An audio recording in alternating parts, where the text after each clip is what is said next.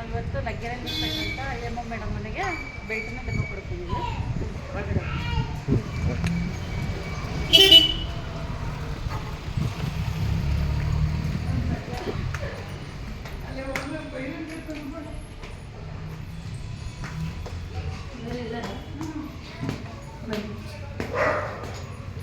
ಇಲ್ಲ ನಾವು ಇದು ಮಾಡಿದ್ದೀನಿ.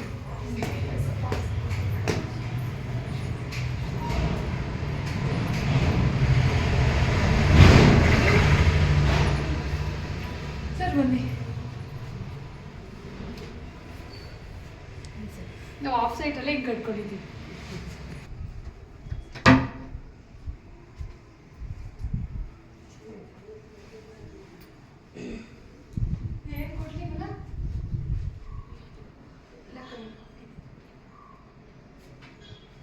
ಇದು ಪೂಜೆ ಮಾಡಿದ್ದೀನಿ.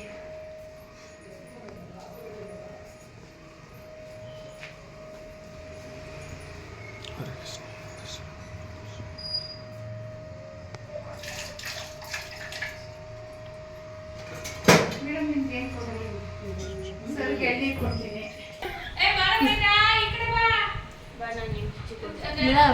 ತಂಬಿಟ್ಟು ವಿಡಿಯೋ ಮಾಡ್ತಾರೆ ಜನರಲ್ಲಿ. ಬೆಲ್ಟ್ ಕೊಡಕ್ಕೆ ಬಂದಿದ್ದೀರಾ? ಇದನ್ನ ಏನು ತಿನ್ನಕ್ಕೆ ಬಂದಿದ್ದೀರಾ?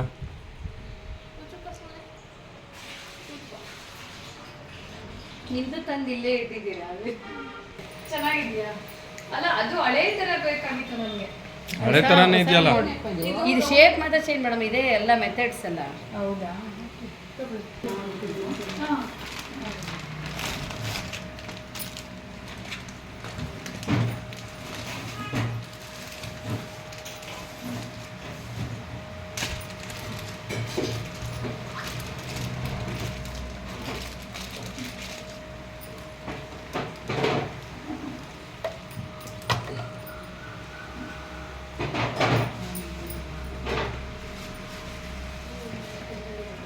ನೀವೆಲ್ಲ ದೊಡ್ಡ ದೊಡ್ಡ ಮನೆಗಳಿಗೆ ಹೋಗ್ತೀರಾ, ಚಿಕ್ಕ ಮನೆಗಳಿಗೆ ಹೋಗಲ್ಲ ಅಲ್ವಾ?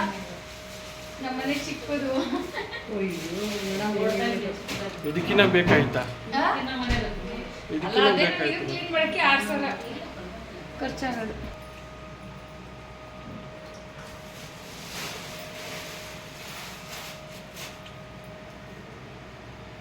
ನಾವು ಬಾಳೆಹಣ್ಣಿನ ಆ ಥರ ಇಡಲ್ಲ. ಇಡ್ಲಾ ಅವನ್ನ?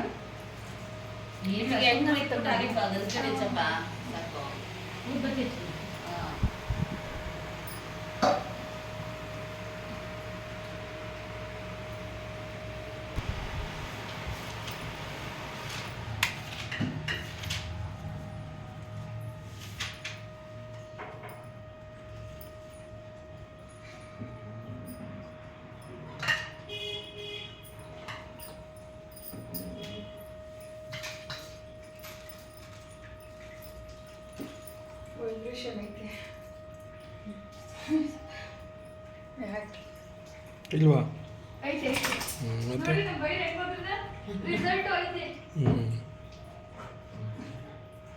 ಹೆಂಗ್ ಬಂದಿದೆ ನೋಡ್ಮಲ್ಲ? ಅವನಿಗೂ ಹಾಕಂತ ತಡೀರಿ. ಸ್ವಲ್ಪ ಬೆಲ್ಟ್ ಹಾಕ್ಬೇಕು. ಯಾಕೋ ದಪ್ಪ ಜಾಸ್ತಿ ಆದ್ರು. ಮಣಿ ಕೊಟ್ಟಿಲ್ವಲ್ಲ? ಕೊಡ್ತೀವಿ.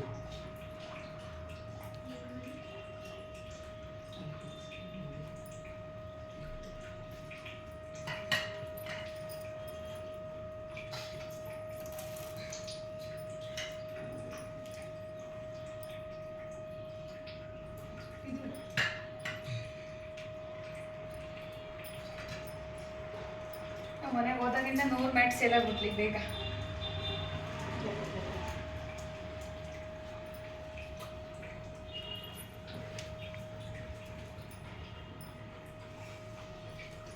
ಮ್ಯಾಟ್ಸ್ ಎಲ್ಲ ನಾವು ಮಾಡೋ ಬೇಡ ಅವ್ರಿಗೆ.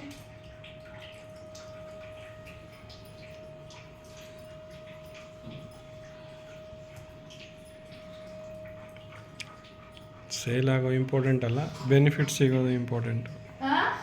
ಸೇಲ್ ಆಗೋ ಇಂಪಾರ್ಟೆಂಟ್ ಅಲ್ಲ, ಬೆನಿಫಿಟ್ ಸಿಗೋದು ಇಂಪಾರ್ಟೆಂಟ್. ಜನಕ್ಕೆ ಒಳ್ಳೇದಾದರೆ ತಗೊತಾರೆ. ಒಳ್ಳೇದಾಗಲಿ. ನಮಸ್ತೆ ಅಮ್ಮ. ನೀವು ಸೆಜನ್ಗೆ ಎಷ್ಟು ದಿನ ಬರ್ತಾ ಇದ್ದೀನಿ? ಒಂದು 5-6 ತಿಂಗಳು. ಬರ್ಲಿಕ್ಕೆ ಯಾರು ಹೇಳಿದ್ದು ಫಸ್ಟ್ ನಿಮಗೆ? ಫಸ್ಟ್ ನಮ್ಮ ಫ್ರೆಂಡ್ ಮಾಲ ಅಂತ ಅವ್ರು ಹೇಳಿದ್ರು. ನೀವು ಬರೋಕ್ಕೆ ಮುಂಚೆ ಏನೆಲ್ಲ ಪ್ರಾಬ್ಲಮ್ ಇರ್ತದೆ? ಅಂದರೆ ಏನೋ ಒಂಥರ ಕಾಲೆಲ್ಲ ಸೆಳ್ತಾ, ಆಮೇಲೆ ಒಂಥರ ಇದು ಸುಸ್ತಾಗೋದು ಆ ಥರ ಇತ್ತು. ಇವಾಗ ಬ್ಲಡ್ ಸರ್ಕ್ಯುಲೇಷನ್ ಒಂದು ಸ್ವಲ್ಪ ಚೆನ್ನಾಗೈತೆ. ಸ್ವೆಟ್ ಆಗೋದ್ರಿಂದ ಒಂಥರ ಆಕ್ಟಿವ್ ಆಗಿರ್ತೀವಿ. ಮೈಯೆಲ್ಲ ಸ್ವಲ್ಪ ಗ್ರಾಮ್. ಈಗ ಆರ್ಟಿಮೆಂಟ್ ತಗೋತಿದ್ರಲ್ಲ, ಏನು ಅನ್ನಿಸ್ತಿದೆ ಬಾಡಿಗೆ? Good benefit. ಬ್ಯಾಕ್ ಪೈನ್ ಏನಾರು ಇತ್ತು ನಿಮಗೆ? ಬ್ಯಾಕ್ ಪೈನ್ ಇರಲಿಲ್ಲ, ಸ್ವಲ್ಪ ಕಾಲುಗಳು ದಪ್ಪ ಇರೋದ್ರಿಂದ ಸ್ವಲ್ಪ ಕಾಲೆಲ್ಲ ಎಳ್ತಾ ಒಂಥರ, ಪಾದ ಎಲ್ಲ ಒಂಥರ. ಅಲ್ಲಿ ಬಂದ ಸ್ವಲ್ಪ ವೆಯ್ಟ್ ಲಾಸ್ ಆಯ್ತು. ರೆಗ್ಯುಲರ್ ನಾವೇ ಹೋಗಿಲ್ಲ, ನೀಟಾಗಿ ಹೋದ್ರೆ ರಿಸಲ್ಟ್ ಪಕ್ಕ ಐತಿ. ಸಿಕ್ಕಿದೆ ಅಲ್ವಾ ರಿಸಲ್ಟ್ ನಿಮ್ಗೆ? ವೆಯ್ಟ್ ಲಾಸ್ ಆಗೋದ್ರೆ ವೆಯ್ಟ್ ಲಾಸು ಆಗುತ್ತೆ ಆಗಿದ್ದೀರಾ. ಮತ್ತೆ ನಿಮಗೆ ಬೆನಿಫಿಟ್ ಸಿಕ್ಕಿದೆ ಆರೋಗ್ಯದಲ್ಲಿ. ಮೈ ಸ್ವಲ್ಪ ಗ್ರಾಮ್ಸ್ ಇದೆ, ಹೌದು. ವೆಯ್ಟ್ ಲಾಸ್ ಸ್ವಲ್ಪ ಕಡಿಮೆ ಅಂತ ಅನ್ಸಿದೆ. ಹೌದು. ಸೊ ಅಲ್ಲಿ ತಗೊಳ್ಳೋ ಟ್ರೀಟ್ಮೆಂಟಿಂದ ನಿಮ್ಮ ಬಾಡಿಗೆಲ್ಲ ಬ್ಲಡ್ ನೀಟಾಗಿ ಸರ್ಕ್ಯುಲೇಷನ್ ಆಗ್ತಿದೆ ಅಲ್ಲ. ಅದರಲ್ಲಿ ನಿಮ್ಗೆ ಯಾವ್ಯಾವ ರೀತಿ ಬೆನಿಫಿಟ್ ಸಿಕ್ತು ಅಂದರೆ, ಇವಾಗ ಬ್ಯಾಕ್ ಪೇನ್ ಇರ್ಬೋದು, ಕೆಲವೊಂದೊಂದ್ಸರಿ ಬ್ಯಾಕ್ ಪೇನ್ ಬರುತ್ತೆ, ಮಂಡಿ ನೋವು ಬರುತ್ತೆ, ಪಾದ ಉರಿ, ಆ ಥರದ್ದೆಲ್ಲ ಕಡಿಮೆ ಆಯ್ತು. ಕಡಿಮೆ ಯಾವ್ದ್ರಿಂದ ಆ ಥರ ಥೆರಪಿಯಿಂದ ಕಡಿಮೆ ಆಯ್ತು? ಮತ್ತೆ ಇವಾಗ ಬೆಲ್ಟ್ ನಾವು ಮಲ್ಕೊಂಡಿರ್ತೀವಲ್ಲ, ಮ್ಯಾಟ್ ಮತ್ತೆ ಇನ್ನೊಂದು ಇರುತ್ತಲ್ಲ, ಅದು ಏನಂತಾರೆ, ಕಲಿಸ್ಬೇಡ ಶೋಲ್ಡರ್ ಮ್ಯಾಟು, ಅದು ಅವ್ರ ಸೆಜೂನ್ ಇಸ್ ಬೆಸ್ಟ್. ಅದರಲ್ಲಿ ತಗೊಂಡ್ಮೇಲೆ ನಿಮ್ಗೆ ಸ್ವಲ್ಪ ಬಾಡಿ ಅಗ್ರ ಆಗಿದೆ, ಚೆನ್ನಾಗಿ ಅನಿಸ್ತಿದೆ. ಮತ್ತೆ ಅಲ್ಲೆಲ್ಲ ತಗೊಂತಾ ಇದ್ರಿ, ನೀವು ಫ್ರೀಯಾಗಿ ಬಂದು ತಗೊಂತಿದ್ರು. ಆದ್ರೂ ನೀವು ಏನಕ್ಕೋಸ್ಕರ ಬೆಲ್ಟ್ನ ಮನೆಗೆ ತಗೊಂಡ್ರಿ? ಅಂದ್ರೆ ಇವಾಗ ರೆಗ್ಯುಲರ್ ಆಗಿ ನಾವು 3-4 ಸಲ ಹಾಕೊಂಡ್ರೆ ಇನ್ನ ರಿಸಲ್ಟ್ ಚೆನ್ನಾಗಿ ಬರುತ್ತೆ. ಇವಾಗ ಅಲ್ಲೋಗಿ ಪಬ್ಲಿಕ್ ಎಲ್ಲರ ಹತ್ರ ನಾವು ಕೇಳ್ಕೊಂಡು ಮಾಡಿ ನಿಂತು ಮಾಡೋದ್ಕಿಂತ ಇವಾಗ ನಮ್ಮ ಹತ್ರನೇ ಇದ್ರೆ ನಾವ್ ಯಾವಾಗ ಬೇಕಾದ್ರೂ ಹಾಕೋಬಹುದು. ರಾತ್ರಿ ಹೊತ್ತು ಇವಾಗ ಎಲ್ಲೆಲ್ಲಾರ ಹೋಗಿರ್ತೀವಿ, ಬಂದ್ ಹಾಕೋಬಹುದು, ಡೈಲಿ ಹಾಕೋಬಹುದು. ನಿಮ್ಮ ಹತ್ರ ಬಂದ್ರೆ ಸರಿ ಹೋಗಲ್ಲ, 5 ನಿಮಿಷ ಹಾಕ್ತೀವಿ ನಾವು ಅಲ್ಲಿ. ಅಂದ್ರೆ ಮನೆಗೆ ತಗೊಳೋದ್ರಿಂದ ಒಂದ್ 2 ಬೆನಿಫಿಟ್ ಯೂಸ್ ಮಾಡ್ಬೋದು. ಮನೆಯಲ್ಲಾದ್ರೆ ಜಾಸ್ತಿ ಯೂಸ್ ಮಾಡ್ಬೋದು, ಮನೇಲಿ ಇರೋರೆಲ್ಲ ಯೂಸ್ ಮಾಡ್ಬೋದು. ಮನೆಯಲ್ಲಿ ಈಗ ನಿಮ್ಮ ಹಸ್ಬೆಂಡ್ ನಮ್ಮ ಹಸ್ಬೆಂಡ್ ಅವ್ರಿಗೂ ತುಂಬಾ ಬ್ಯಾಕ್ ಪೇನ್ ಇರ್ತದೆ, ವರ್ಕ್ ಮಾಡೋದ್ರಿಂದ ಸ್ವಲ್ಪ ಬ್ಯಾಕ್. ನಮ್ಮ ಹಸ್ಬೆಂಡ್ಗೂ ಸ್ವಲ್ಪ ಹೊಟ್ಟೆ ಎಲ್ಲ, ಅವ್ರಿಗೋಸ್ಕರನು ಕೂಡ ನೀವು ತಗೊಂಡ್ರಿ. ಈಗ ಅಲ್ಲಿ ಬಂದ್ರೆ ನೀವು ಒಬ್ರು ಯೂಸ್ ಮಾಡ್ತೀರಾ, ಪಬ್ಲಿಕ್ ಎಲ್ಲ ಯೂಸ್ ಮಾಡೋದೆಲ್ಲ ಇರುತ್ತಲ್ಲ. ಇಲ್ಲಿ ಮನೆಯಲ್ಲಾದ್ರೆ ನಾವು ರೆಗ್ಯುಲರ್ ಆಗಿ ಬರಕ್ಕಾಗಲ್ಲ, ನಮ್ದೇ ಕೆಲಸ ಇರುತ್ತೆ, ಅದನ್ನೆಲ್ಲ ನೋಡ್ಕೊಂಡು ನಾವು ಅಲ್ಲಿಗೆ ಬರ್ಬೇಕಾಗುತ್ತೆ. ಇದು ನಮ್ಮ ಮನೇಲಿ ಇದ್ರೆ ಬೆಸ್ಟ್ ಅಲ್ಲ ಅದಕ್ಕೆ. ಇವಾಗ ನಾವು ಇದ್ರ ಜೊತೆ ನಿಮ್ಗೆ ಸ್ಟೋನ್ಗೆ ಬ್ರೇಸ್ಲೆಟ್ ಕೊಡ್ತೀನಿ ಅಂತ ಹೇಳಿದ್ರೆ, ಸ್ಟೋನ್ ವಾಟರ್ ಮಾಡ್ಕೋಬಹುದು ಮನೆಯಲ್ಲಿ. ಸ್ಟೋನ್ ವಾಟರ್ ಕೊಡೋದ್ರಿಂದ ಕೂಡ ನಿಮ್ಗೆ ಗ್ಯಾಸ್ಟ್ರಿಕ್ ಅಂತಕ್ಕಂಥದ್ದು ಕಡಿಮೆ ಆಗುತ್ತೆ, ಮತ್ತೆ ಮೋಷನ್ ಪ್ರಾಬ್ಲಮ್ ಅದೆಲ್ಲ ಕ್ಲಿಯರ್ ಆಗುತ್ತೆ ಅಂತ ಹೇಳಿ. ಸೊ ಸ್ಟೋನ್ ವಾಟರ್ನ ಎಷ್ಟು ಅವರ್ ನೆನೆಸ್ಬೇಕು? ಒಂದು 10 ರಿಂದ 12 ಅವರ್ ನೀರಲ್ಲಿ ನೆನೆಸ್ಬಿಟ್ಟು ಬೆಳಿಗ್ಗೆ ಟೈಮ್ ಆದಷ್ಟು, ಯಾಕೆಂದ್ರೆ ನೀವು ಬೆಳಿಗ್ಗೆ ಬರ್ಲಿಕ್ಕೆ ಆಗಲ್ಲ ಅಲ್ಲಿ ಅಂತ ಹೇಳ್ತೀವಿ, ಮಾರ್ನಿಂಗ್ ಟೈಮ್ ಆಗಲ್ಲ ಅಂತಾನೆ ಮಧ್ಯಾಹ್ನ ಬರ್ತಾ ಇದ್ವಿ. ಈಗ ಆ ಟೈಮ್ಗೋಸ್ಕರ ನಿಮ್ಗೆ ಆಗೋದಿಲ್ಲ ಅನ್ನೋಕ್ಕೋಸ್ಕರ ಮನೆಗೆ ಪರ್ಚೇಸ್ ಮಾಡಿದ್ವಿ. ಸೊ ಮನೆಯಲ್ಲಿ ಯಾವ ರೀತಿ ಯೂಸ್ ಮಾಡ್ಬೋದು ಅಂತ ನಿಮ್ಗೆ ಗೊತ್ತಿದೆ? ಇದನ್ನ ಯಾವ ರೀತಿಯೆಲ್ಲ ಯೂಸ್ ಮಾಡ್ಬೋದು ನೀವು? ಸ್ಟೋನ್ ವಾಟರ್ ಇವಾಗ ನಾವು ಅಲ್ಲಿಗೆ ಬರಕ್ಕಾಗಲ್ಲ, ಇಲ್ಲೇ ಎಷ್ಟು ಹಾಕೊಂಡು ವಾಟರ್ಗೆ ಕುಡಿಬೋದು. ಮತ್ತೆ ಏನಂದ್ರೆ ಇವಾಗ ಇದು ಮಣಿ ಇದೆಯಲ್ಲ, ಇದೇನಂತಾರೆ, ಇದೊಂಥರ ಏನೋ ಒಂಥರ ಪಾಸಿಟಿವ್, ಚೆನ್ನಾಗೈತೆ. ಕೈಗೆ ಹಾಕೊಳ್ಳೋದ್ರಿಂದ ಕೂಡ ಪಾಸಿಟಿವ್ ಎನರ್ಜಿ. ನನ್ ಕಳ್ದೋಗಿತ್ತು, ಮನೇಲೆಲ್ಲ ಹುಡುಕ್ತಾ ಇದನ್ನ, ಅಂದ್ರೆ ಬೇಕು ಬೇಕು ಅನ್ನೋ ತರ. ಆತರ ವಸ್ತುಗಳ ಎಷ್ಟು ಇವಾಗ ಸೆಜೂನಲ್ಲಿರೋ ವಸ್ತುಗಳೆಲ್ಲವೂ ಬೇಕು ಬೇಕು ಅನ್ನೋ ತರ ಆಸೆ, ಆ ತರ ಇದಾವೆ. ಪಾಸಿಟಿವ್ ಎನರ್ಜಿ ಕೊಡುತ್ತೆ, ಮತ್ತೆ ಆರೋಗ್ಯ ಕೂಡ ಕೊಟ್ಟಿದೆ. ಈಗ ಬೆಲ್ಟ್ ಮತ್ತೆ ಮ್ಯಾಟು, ನೀವು ಬೆಲ್ಟ್ ಅನ್ನು ತಗೋತಿದ್ರಲ್ಲಿ ಯೂಸ್ ಮಾಡ್ತಿರಲ್ವಾ, 5 ನಿಮಿಷಕ್ಕೆ ಬೆನಿಫಿಟ್ ಸಿಗ್ತಾ ನಿಮ್ಗೆ? 5 ನಿಮಿಷಕ್ಕೆ ಅಷ್ಟು ಸಿಕ್ಕಿದೆ ಅಂದ್ಮೇಲೆ ಮನೆಯಲ್ಲಿ ಯೂಸ್ ಮಾಡ್ಬೋದು ನೀವು. ಇಲ್ಲ, ಮನೇಲಿ ಎಲ್ರೂ ತಗೋಬೇಕು. ಯಾಕಂದ್ರೆ ಇವಾಗ ನಾವು ಫ್ರಿಡ್ಜು ಟಿವಿ ಇವೆಲ್ಲ ಇಟ್ಕೋತೀವಲ್ಲ, ಅದೇ ತರನೇ ನಮ್ಗೆ ಅಂತ ಅದು ಬೇಕು ಆರೋಗ್ಯಕ್ಕೆ. ಇವಾಗ ನಮ್ಗೆ ಅಂತ ನಾವು 5 ನಿಮಿಷ ನೋಡಿ ಮ್ಯಾಟ್ ಹಾಕೋತೀವಿ, ಇಲ್ಲಿ ಮಲ್ಕೋತೀವಿ, ನಮ್ ಡಾಗು ಮಲ್ಕೊಳ್ಳುತ್ತೆ ಬಂದು ನಮ್ ಜೊತೆ, ಒಂಥರ ಚೆನ್ನಾಗಿರುತ್ತೆ. ಅಂದ್ರೆ ಇವಾಗ ಅಲ್ಲಿ ಸೆಜೂನಿಗೆ ಬರ್ತಾರಲ್ಲ, ಅವ್ರಿಗೆ ಏನ್ ಹೇಳಕ್ ಇಷ್ಟಪಡ್ತಾರೆ? ಈ ಕೆಲವರು ಮನೇಲಿ ಎಲ್ಲಾರು ತಗೊಳ್ಬೇಕು, ಮನೆಗೂ ತಗೋಬೇಕು ಅಂತ ನಾನು ಅನ್ಕೊಂಡಿದೀನಿ. ಅವ್ರವ್ರ ಬೆನಿಫಿಟ್ ಅಂದ್ರೆ ಇವಾಗ ಅವ್ರ ಮನೇಲಿ ಬಜೆಟ್ ಹೆಂಗಿರುತ್ತೋ ಏನೋ, ಕೆಲವ್ರು EMI ಅಲ್ಲಿ ತಗೊಳಂಗ್ ನೀವು ಮಾಡ್ಕೊಡ್ಬೇಕು. ಎಲ್ಲಾರು ತಗೊಳ್ಳಿ, ಚೆನ್ನಾಗಿರ್ಲಿ ಬಿಡಿ ಅಲ್ವಾ. ಅಂದ್ರೆ ಆರೋಗ್ಯಕ್ಕೆ ಸಂಬಂಧಪಟ್ಟಿದ್ದು ಒಂದು ವಸ್ತು. ಈಗ ಟಿವಿ ಇರುತ್ತೆ, ವಾಷಿಂಗ್ ಮಿಷಿನ್ ಎಲ್ಲ ಇರ್ತದೆ, ಆದ್ರೆ ಆರೋಗ್ಯಕ್ಕೆ ಸಂಬಂಧಪಟ್ಟ ಏನು ಇರಲ್ಲ. ಆಮೇಲೆ ಯಾವಾಗ್ಲೂ ವಾಕ್ ಮಾಡಕ್ಕಾಗಲ್ಲ, ಯಾವಾಗ್ಲೂ ಇದು ಮನೆಯಲ್ಲೇ ಇವಾಗ ಒಂದ್ ಸ್ವಲ್ಪ ಏನೋ 1-2 ಡ್ಯಾನ್ಸ್ ಮಾಡ್ಕೊಂಡು ನಾವು ಮನೆಯಲ್ಲಿ ಬೆಲ್ಟ್ ಹಾಕೊಂಡ್ರೆ ಸ್ವೆಟ್ ಆಗ್ತೀವಿ, ಚೆನ್ನಾಗಿರುತ್ತೆ, ರಿಸಲ್ಟ್ ಬರುತ್ತೆ.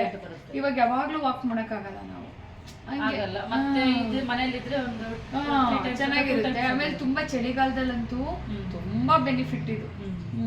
ನಾವೆಲ್ಲ ಕೋಲ್ಡ್ ಬಾಡಿ, ನಮ್ದೆಲ್ಲ ಹೀಟ್ ಇರಲ್ಲ, ನಮ್ಗೆ ತುಂಬಾ ಚಳಿ ಆಯ್ತಿರುತ್ತೆ.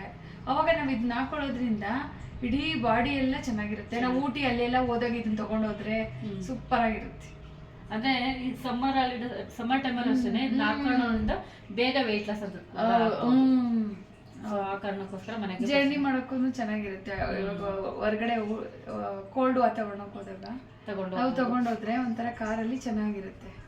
ಔಟ್ ಸೈಡ್ ಕೂಡ ತಗೊಂಡೋಗಿ ಕ್ಯಾರಿ ಮಾಡೋ ತರ ಇರುತ್ತೆ. ತಗೊಂಡೋಗಿ ಮಾಡ್ಬಿಟ್ಟು ಕೂಡ ತಗೋಬಹುದು. ಮನೆಯಲ್ಲೂ ಕೂಡ ಎಲ್ಲರೂ ಯೂಸ್ ಮಾಡ್ಬೋದು ಅನ್ನೋ ಕಾರಣಕ್ಕೆ ಮನೆಗೆ ಪರ್ಚೇಸ್ ಮಾಡಿದ್ರು. ಸೊ ಕೊನೆಯದಾಗಿ ತೆಜುನ್ಗೆ ಏನ್ ಹೇಳಕ್ ಇಷ್ಟಪಡ್ತೀರಿ ನೀವು? ತೆಜುನಿಗೆ ಬರ್ತಿದ್ರಲ್ಲ, ಸೊ ಅಲ್ಲಿ ಇರೋರ್ಗೆ ಏನೇ ಹೇಳಕ್ ಇಷ್ಟಪಡ್ತೀರಿ? ಅಂದ್ರೆ ಇವಾಗ ಸೆಜೂನಲ್ಲಿ ಇರೋರೆಲ್ಲ ನಮ್ ತರ ಇವಾಗ ನಾವೇನ್ ತಗೊಂಡಿದೀವಿ ನಿಧಾನ ಆದ್ರೂ ಪರವಾಗಿಲ್ಲ, ಎಲ್ರೂ ಒಂದು ತಗೊಳ್ಳಿ. ಅಟ್ಲೀಸ್ಟ್ ಬೆಲ್ಟ್ ತಗೊಳಕ್ ಮ್ಯಾಟ್ ತಗೊಳಕ್ಕಾಗಿಲ್ಲ ಅಂದ್ರೂ ಬೆಲ್ಟ್ ತಗೊಳ್ಳಿ. ಎಲ್ರೂ ತಗೊಳಕ್ಕೆ ಒಂದು ಅವರ ಇಚ್ಛೆ, ಅಂದ್ರೆ ಅವ್ರವ್ರ ಇಚ್ಛೆ ಅದು ತಗೋಬೇಕು ಅಂತ.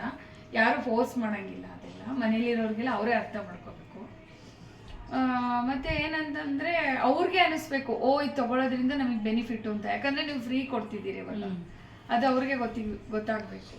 ಇವಾಗ ಫ್ರೀಯಾಗಿ ಯಾರು ಮಾಡಲ್ಲ ಆ ಥರ ಎಲ್ಲ. ಕರೆಂಟ್ ಬಿಲ್ ಕೊಟ್ಟು ಸಂಬಳ ಕೊಟ್ಟು ಎಲ್ಲ ಮಾಡ್ತಿದ್ದೀರಿ ಇವಾಗ. ಅವರೇ ಅರ್ಥ ಮಾಡ್ಕೋಬೇಕು ತಗೊಳ್ಳೋದು ಅಲ್ವಾ. ಮನೆಗೊಂದು ಸೆಜುನ್ ಇರ್ಲಿ ಮನೆಗೂ ಎಲ್ಲಾರ ಮನೆಯಲ್ಲೂ ಸೆಜುನ್ ಇರ್ಲಿ ಅಂತ. ಸೆಜುನಲ್ಲಿ ಇರೋರ್ಗೆ ಏನ್ ಹೇಳಕ್ ಇಷ್ಟಪಡ್ತೀವಿ? ನಮ್ಮ ಪ್ರೇಮ್ ಕುಮಾರ್ ಸರ್ ಅಲ್ಬೋದು ಏನ್ ಹೇಳಕ್ ಇಷ್ಟಪಡ್ತೀರಿ? ಇವಾಗೇನು ಎಲ್ಲ ಸರ್ರು ಚೆನ್ನಾಗಿ ಮಾಡ್ಕೊಂಡು ಹೋಗ್ತಿದ್ದಾರೆ. EMI ಈ ಥರ ಕೊಟ್ಟರೆ ಇನ್ನೂ ಸ್ವಲ್ಪ ಜನ ತಗೋತಾರೆ. EMI ಥರ ಕೊಡಬೇಕು, ತಿಂಗಳ ಇಷ್ಟು ಕಟ್ಕೊಂಡು ಹೋಗಿ ನಾನು ನಿಮಗೆ ಕೊಡ್ತೀನಿ ಅಂತ ಏನೋ ಕಾರ್ಡ್ ಮಾಡಿಸೋದು ಏನಾದರೂ ಒಂದು ಆ ಥರ ಮಾಡಿಸ್ದಾಗ ಅವ್ರಿಗೆ ಗೊತ್ತಿಲ್ದಂಗೆ ಅದು ನಾವು ನೋಡಿ ಬಂದಿವಾಗ 7 ಮಂತ್ 5 ಮಂತ್ಸ್ ಮೇಲಾಗೈತೆ.